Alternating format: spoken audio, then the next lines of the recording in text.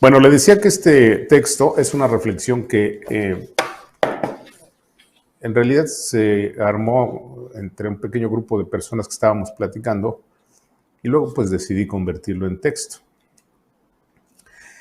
El país está en llamas y parece que no pasa nada. Parece que a nadie o a muy pocos les importa. Sí, México parece el país en donde ocurre lo peor, pero en donde no pasa nada.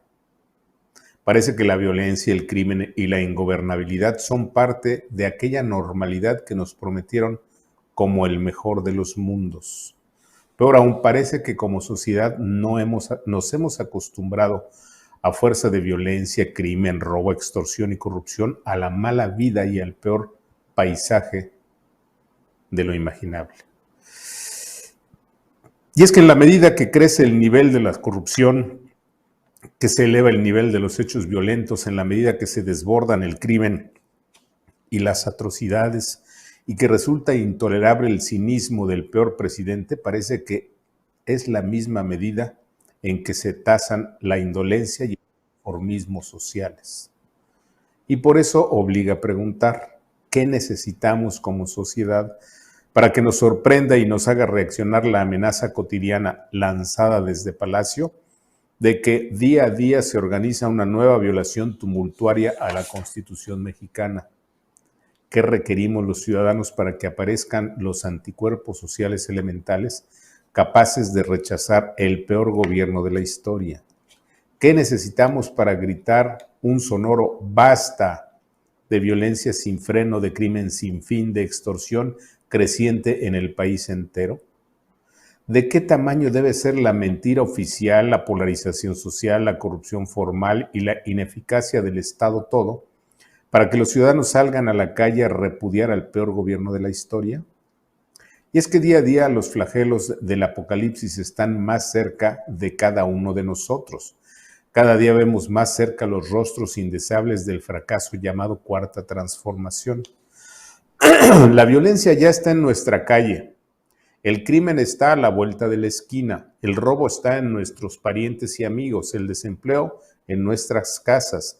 La precariedad en nuestra mesa. El fracaso económico en nuestra despensa vacía. Y el futuro está cancelado para niños y jóvenes.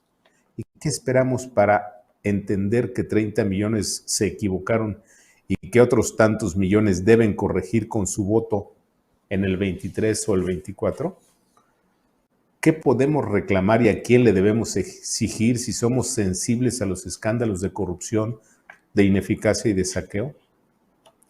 ¿Qué podemos reclamar si a nadie sorprende la creciente crueldad mostrada por las bandas criminales, si a muy pocos asombra el nivel de las atrocidades y si nadie se asusta de que la violencia criminal ocurre en horarios estelares y a los ojos de todos, incluso ante las cámaras de televisión?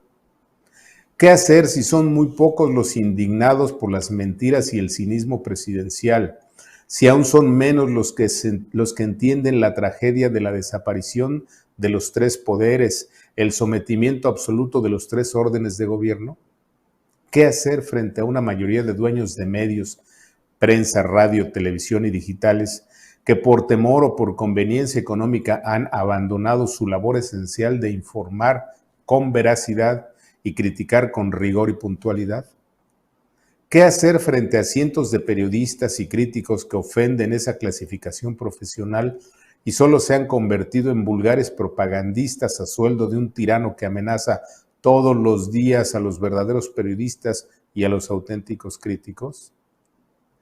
En 4 años suman más de 150,000 muertes violentas, casi 20,000 feminicidios, se cuentan por miles las masacres, se aproxima 1,000,000 de vidas perdidas por la pandemia, se han derribado 15 helicópteros, perros han sido vistos llevando en los hocicos cabezas humanas, brazos humanos, vísceras humanas y columnas vertebrales humanas.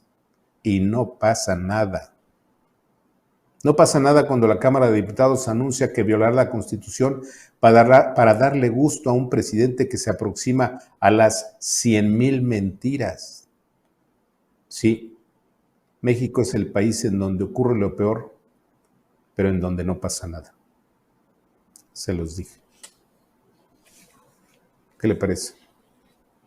Vamos a compartirlo, ¿no? Este texto lo encuentra usted en nuestra página Contrapeso Ciudadano.